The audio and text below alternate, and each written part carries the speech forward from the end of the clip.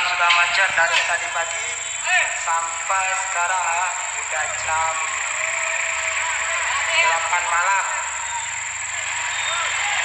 Macet ini di Desa Lumambang, Kecamatan Muki, Kabupaten Aceh Selatan. Ya, pada hari kedua Lebaran. Ini arah Pulang Pidi menuju ke Tapak Tuan. Ya, kita lihat selanjutnya dari Tapak Tuan menuju ke arah Pulang Pidi.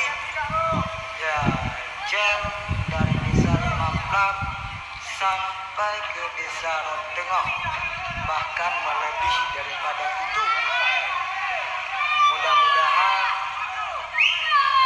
ini semua bisa dengan lancar dengan pekerjaan pemuda Desa Lumambang.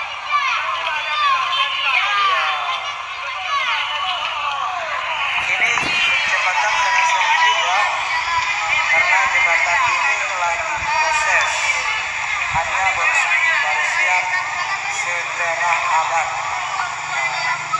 Tunggu beberapa hari lagi mungkin jembatan